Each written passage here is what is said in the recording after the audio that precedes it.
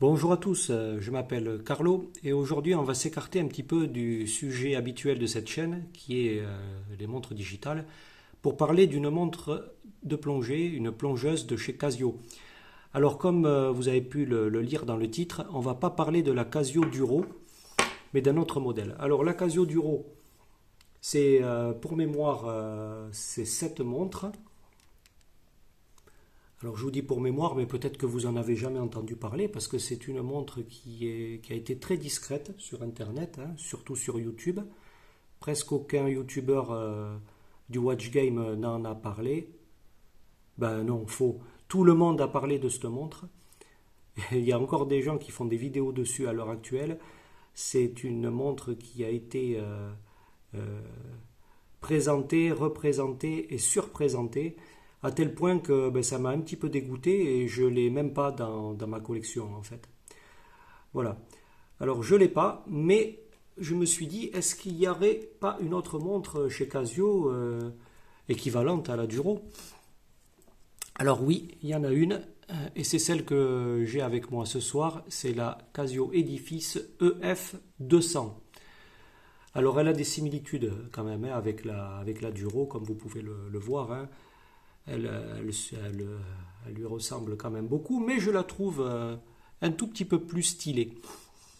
Alors c'est une montre qui est toute en acier inoxydable, hein, qui fait 40 mm de diamètre, qui a une épaisseur de 11 mm et qui présente toutes les caractéristiques des plongeuses, c'est-à-dire une couronne vissée, un fond de boîtier lui aussi vissé, une étanchéité à 200 mètres et une lunette rotative.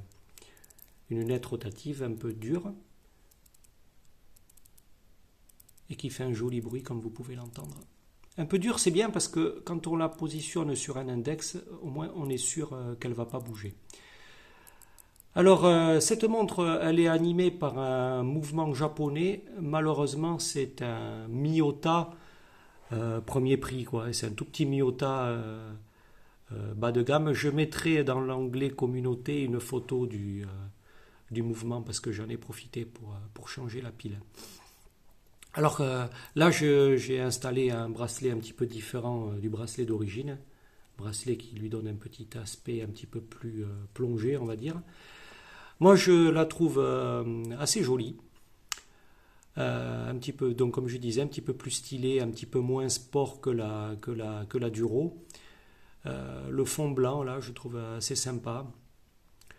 Voilà, l'aiguille aussi. On n'a pas les mêmes aiguilles que la Duro. Hein. La Duro, ce sont des aiguilles de type flèche. Là, on a une aiguille type Mercedes. Donc ça lui donne un petit look sympathique. La trotteuse aussi est sympa, une trotteuse lollipop, sympathique. Alors, ce qui est cool aussi, c'est la luminescence. Alors, je vais vous faire la démo, là. Je vais essayer de charger un petit peu. Voilà, je ne sais pas si on voit très bien, mais enfin, on a les heures qui se chargent, là, qui sont visibles dans le noir. Voilà, on ne le voit pas trop, je ne peux pas trop vous faire la démo, mais enfin c'est assez sympa. La trotteuse aussi, elle a une boule la petite boule là qui se balade là dans le noir, c'est assez sympa. Et par contre, ce qui est dommage, c'est que l'index de la lunette, là, le point là, il est très peu visible. Ça, c'est un peu dommage. Ça perd de l'utilité en fait de la lunette rotative. Aussi, contrairement à la Duro, on a une fenêtre avec le jour de la semaine en plus de la date. La Duro, pour mémoire, elle n'a que la date. Voilà, donc c'est surtout une question de goût esthétique, on va dire, parce que en fait, on se retrouve sur des montres relativement similaires. Donc voilà, cette montre, elle est passée un petit peu inaperçue dans la gamme de chez Casio. La vedette a été volée par la Duro. Moi, je trouve que celle-là est plus chouette, plus élégante et tout aussi solide et efficace.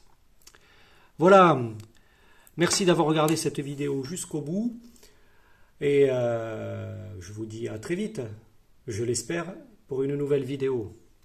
Au revoir, à plus, à bientôt.